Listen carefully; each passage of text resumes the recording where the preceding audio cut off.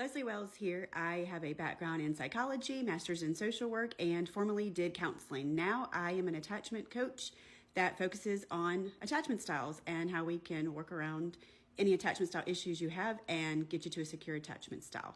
So this is just going to be a quick overview of the 3 insecure attachment styles. If you really want to dig deeper and get familiar with the 3 insecure attachment styles on a much deeper dive, go back and look at some of my other videos where I really dive deep. Remember, attachment styles go on a spectrum. So we're going to start on the anxious side of the spectrum with the anxious preoccupied. These are individuals that really get their value and their worth from relationships. They have fear of abandonment and rejection. They lack boundaries and they often self-abandon their own needs to meet the needs of others. They need lots and lots of reassurance, and they can be clingy and very needy in relationships. They are also oftentimes very preoccupied about the relationship. They're constantly thinking about it, constantly worried about it, and thinking about their partner very, very often throughout the day.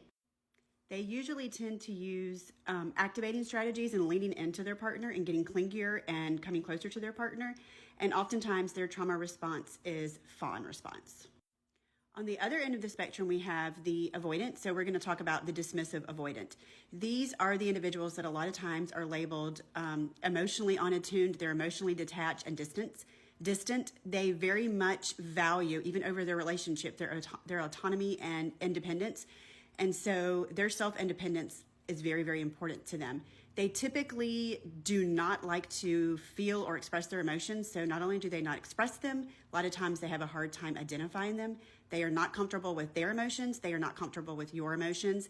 They do not like intimacy, closeness, or conflict. All of those things are overwhelming to them. Their typical response, as far as the trauma response, is flight and freeze. They use deactivating strategies, and so they will disassociate, suppress, avoid their emotions, and avoid conflict, avoid intimacy. One of the ways that they typically will avoid their emotions or their feelings or suppress them is through distraction. So throwing themselves into work, hobbies, substance abuse, whatever it is that can dissociate them from the feelings of what they're feeling or the conflict or whatever it is that has them going into a flight or freeze response. Again, they have a very limited array of emotions and feelings that they're aware of. They have them, they're just not aware of them, and they can't express them. And they also do not like and they fear intimacy, closeness, connection, and conflict. The fearful avoidant is an attachment style that has the characteristics of both the dismissive avoidant and the anxious preoccupied. So they have the most variability as far as their behaviors. Their big, deep wounds come from fear of betrayal and trust wounds. So they are hypervigilant. They are very well aware and attuned to changes in a partner's behavior, their tone, any patterns, whether they're off or they seem like they're distant. They're very attuned to that because of their hypervigilance, because of their trust issues. They can show any of the array of trauma responses because they have such variability. So they can go from fight, flight, freeze, or fawn response, depending.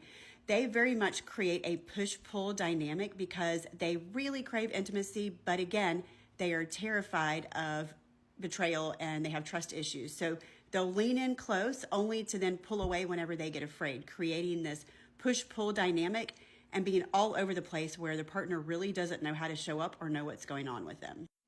So they tend to use both activating and deactivating strategies, and they can show up either anxious or avoidant.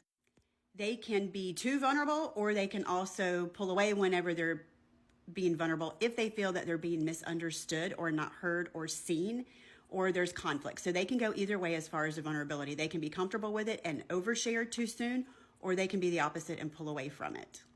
These are your big feelers. A lot of times they have very messy emotions, so they can show up either with big feelings externally, where they're just full on flight, throwing everything out there, saying all the words, lashing out, or even if they're not showing it externally, they internally are big feelings. So maybe they're feeling all the big feelings inside and there's a lot of mess going on the inside, but they're not showing it because they're actually using the deactivating strategy and they're actually pulling away. But either way, whatever the difference, whether they're activating or deactivating, the big feelings, the big emotions, all the messiness is there.